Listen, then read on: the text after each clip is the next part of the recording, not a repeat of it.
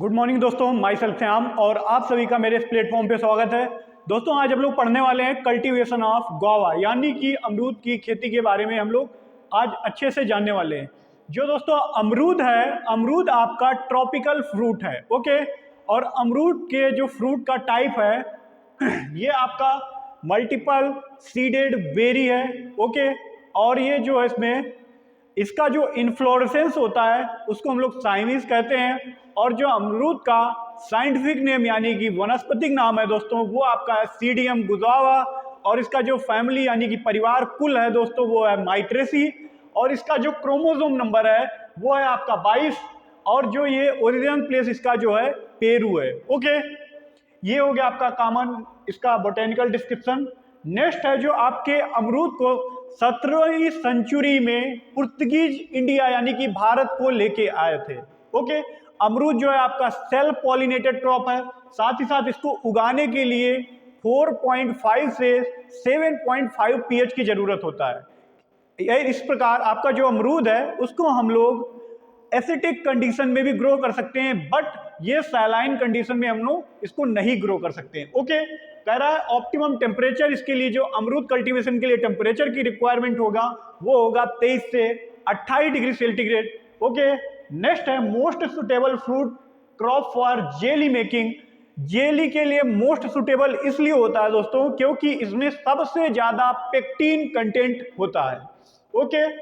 Highly sensitive to the water logging and frost. जो आपकी अमरूद की है, अमरूद का पेड़ है, पौधा है, वो आपका हाईली सेंसिटिव है किसके लिए? कोहरा के लिए और जल भराव के लिए।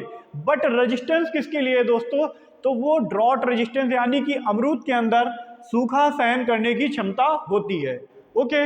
नेक्स्ट है टाइप ऑफ फ्रूट। जो आपका इसका फ्रूट का टाइप है मल्टीपल सीडेड बेरी। और इन्फ्लोरेसेंस यानी कि पुष्पक्रम वो आपका है साइमिस।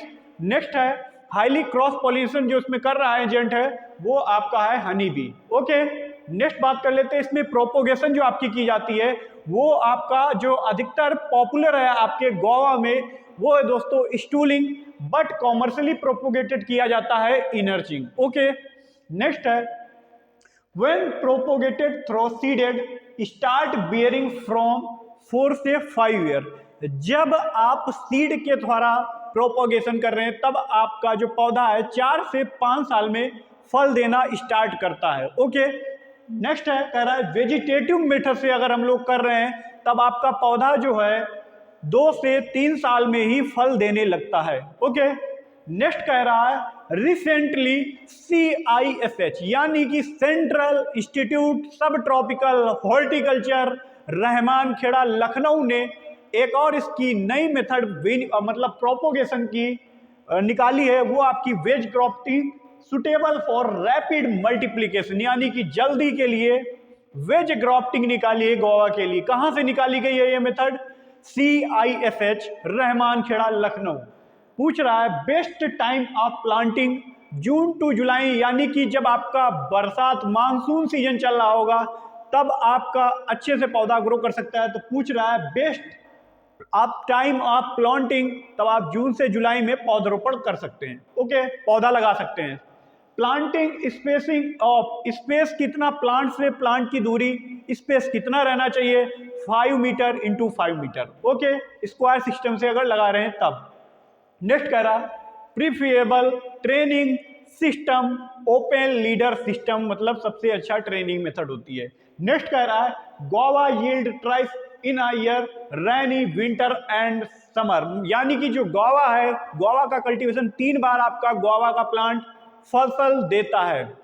नॉर्थ इंडिया में केवल 2 ही बार फसल देता है, जबकि आपका साउथ इंडिया यानी कि ठंड के मौसम में भी वहां पे फसल देता है। साउथ इंडिया में हम लोग अमरूद की 3 बार फसल ले लेते हैं, जबकि नॉर्थ इंडिया में केवल 2 ही बार फसल मिल पाती है। कह रहा है guava flower twice a year first in April to May for rainy season and crop, then August to September for the winter season crop. In south India there is the third crop with flower appearance in October. आपके north India में केवल 2 ही बार fruiting होने यानी कि फल मिलते हैं, but जबकि आपका साउथ इंडिया में क्या कह रहा है there is the third crop with flower appearing in October, okay. जब अक्टूबर में फ्लावरिंग होगी तो अब आपको फल कब मिल जाएंगे, जनवरी टू फरवरी। ओके, अब बहार होती जो आपकी अमरूद की दोस्तों 3 बहार होती हैं। ओके, अम्बे, मृग, हस्त और मृग। जो अधिकतर आपकी नॉर्थ इंडिया में बहार ली जाती है वो दोस्तों ली जाती है मृग बहार, और जबकि साउथ इंडिया में कौन सी बहार ली जाती है, अम्बे बहार। तो अम्बे बहार में वाटर स्ट्रेस यानी कि कब पानी की कमी नहीं होनी चाहिए, तो कब नहीं होनी चाहिए, दिसंबर टू जनवरी, क्योंकि फरवरी टू मार्च में इसमें फ्लावरिंग होती है, और इसका जो फरवरी टू मार्च में अगर फ्लावरिंग हो रही है तो जुलाई टू अगस्त में इसमें फ्रूटिंग होती है। ओके, इसीलिए जिस टाइम पे प्री फ्लावरिंग मतलब कि पौधे में मतलब वाटर स्ट्रेस नहीं होना चाहिए, तो वही अम्बे बहार में आपका दिसंबर टू जनवरी मतलब पौधे के पास अच्छा मतलब पौधों को पानी अच्छे से मिले, और उसमें फरवरी टू मार्च आपका क्या हो जाएगा, फ्लावरिंग होगा अम्बे बहार में। नेक्स्ट है जुलाई टू अगस्त, आपको उसमें फ्रूटिंग यानी कि फल मिल जाएंगे। नेक्स्ट आपकी है हस्त बहार। हस्त बहार में अगस्त टू सितंबर आपका वाटर स्ट्रेस नहीं होना चाहिए, और अक्टूबर से नवंबर में आपकी इसमें फ्लावरिंग हो रही है और आपको फ्रूट यानी कि फल कब मिल रहे हैं, मार्च टू अप्रैल। उसी हिसाब से मृग बहार, जो मृग बहार सबसे ज्यादा आपकी नॉर्थ इंडिया में ली जा रही है, 3rd week of the April. Okay, तब आप वाटर अप्लाई कर सकते हैं, और जून टू जुलाई में इसमें फ्लावरिंग आ जाती है, और आपको नवंबर टू दिसंबर यानी कि प्रेजेंट टाइम में आपको जो फल मिल रहे हैं अमरूद के वो मृग बहार के ही हैं। ओके, नेक्स्ट बात कर लेते हैं प्रिफर्ड बहार सीजन। साउथ इंडिया में मैंने जैसे आपको बताया अम्बे बहार, नॉर्थ इंडिया में मृग बहार, और आपका मृग बहार most preferred winter season because fruit highly superior in quality. इस समय के फ्रूट की क्वालिटी अच्छी होती है, इसीलिए नॉर्थ इंडिया में ये मृग बहार ली जा रही है। ओके, इसलिए, और इसमें आपका जो फल मक्खी होती है उसका प्रकोप भी कम होता है। ओके, ठंड में। नेक्स्ट आ गया वैरायटी। वैरायटी की बात कर लेते हैं, इसमें है हाइब्रिड 45, यानी कि जो हाइब्रिड 45 है वो किन के क्रॉस से मिलके बनी है, इलाहाबाद सफेदा क्रॉस सरदार। सरदार का जो दोस्तों दूसरा नाम है उसको कहते हैं हम लोग लखनऊ 49। ओके, नेक्स्ट है आपकी बेहद कोकोनट। ये आपकी सीडलेस वैरायटी है, जो आपकी बेहद कोकोनट है वो आपकी सीडलेस वैरायटी है। Arka Mridula, Arka Mridula soft seeded dwarf variety है। नेक्स्ट है Pant Prabhat, okay, Harijha popular in Bihar. Allahabad Safeda most popular in the Allahabad UP.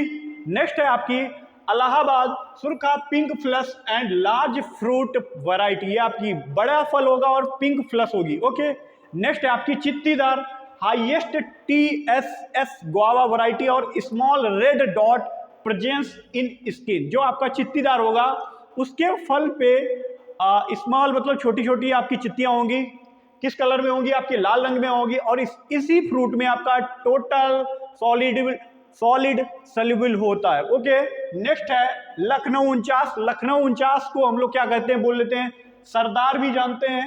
Okay, next है Arka Kiran, Arka Rashmi, both are the pink flash, apple colour red skin variety है, इसीलिए इसको एप्पल कलर कहा गया है।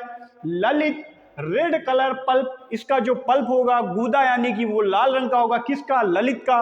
और Hafshi red flesh. Okay, next है crop regulation to practice of taking winter crop in for the ready season crop, क्योंकि मैंने आपको पहले बताया है इससे आप इस सीजन में आपका फ्रूट फ्लाई का प्रकोप कम हो जाता है। Harvesting timely required for the flowering to fruit maturity, यानी कि जो आपका अगर फ्लावरिंग के बाद फ्रूट की मैच्योरिटी आपकी जो हो जा रही है 130 से 150 दिन के अंदर। ओके, नेक्स्ट है हार्वेस्टिंग स्टेज जो आपकी ग्रीन फर्म स्टेज, और अगर आप लॉन्ग टाइम यानी कि लंबे कहीं भेजना चाह रहे हैं तो हाफ मैच्योर फ्रूट को तोड़ लेते हैं। ओके, यील्ड है 800 नंबर ऑफ फ्रूट, वेइंग जिनका वजन कितना होगा 20 से 25 kg obtain from the guava. Okay, average yield जो होगी आपकी 9 ton per hectare. 10 year old plant yield जो होगी आपकी 1000 से 1500 फ्रूट आपके पर प्लांट मिलेंगे। और स्टोरेज के लिए mature green and partially ripe guava are store 8 से 10 डिग्री सेंटीग्रेड पे हम लोग 2 से 3 वीक तक स्टोरेज कर सकते हैं। ओके, और फुली राइप को हम लोग 5 से 8 डिग्री सेंटीग्रेड पे 1 सप्ताह तक स्टोर कर सकते हैं। दोस्तों आज अपनी गुआवा का लेक्चर यानी कि गुआवा कल्टीवेशन के बारे में क्लास समाप्त होती है। मिलते हैं आप लोगों से नेक्स्ट क्लास में। जय हिंद, जय भारत।